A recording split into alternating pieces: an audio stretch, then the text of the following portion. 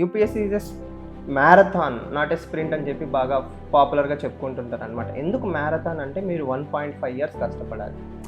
ప్రతి ఒక్కళ్ళు నేను 27లో ఫస్ట్ అటెంప్ట్ ఇస్తాను సార్, 26 మేలో ఫస్ట్ అటెంప్ట్ ఇస్తాను అంటారు. బట్ మీ ఫైనల్ రిజల్ట్ 27 మేలో వస్తుంది, మార్చిలో వస్తుంది. అంటే మీరు వెయిటింగ్ పీరియడే 1 year. దానికి ఇంకొక బెటర్ ఎగ్జాంపుల్ నేను ఏం చెప్తానంటే, మీరు ట్రైన్లో వెళ్తున్నారనుకోండి, ట్రైన్ ఎంత టైంలో రీచ్ అవ్వాలి అంతే టైంలో రీచ్ అవుతుంది. మీరు ట్రైన్ లోపల పరిగెత్తినంత మాత్రాన ట్రైన్ ముందుకు వెళ్ళదు. Okay, so in the same way యూపీఎస్సీలో మీరు టైం స్పెండ్ చేయాలి అనుకుంటుంది. The best thing is to understand ఇది చాలా టైం పట్టే ఎగ్జామ్ అట్లా అని చెప్పి సంవత్సరాలు నేను అనట్లేదు. మీరు కరెక్ట్ రూల్స్తో, ఇప్పుడు ప్రచేత్ ఉన్నారు, ప్రచేత్కి మన రీసెంట్గా ర్యాంక్ వచ్చింది, హీ విల్ పెన్ ఐపీఎస్. తను గ్రాడ్యుయేషన్ అయిపోయి వచ్చారు, పీసీఎం తీసుకున్నారు, ఫస్ట్ దాంట్లో మెయిన్స్ రాశారు, సెకండ్ దాంట్లో he got into service. అంటే ఒక పద్ధతిగా ఒక స్ట్రాటజీతో దిగితే people are able to do this. And ఎప్పుడైతే స్ట్రాటజీ మిస్ అవుతుందో that is where it takes time.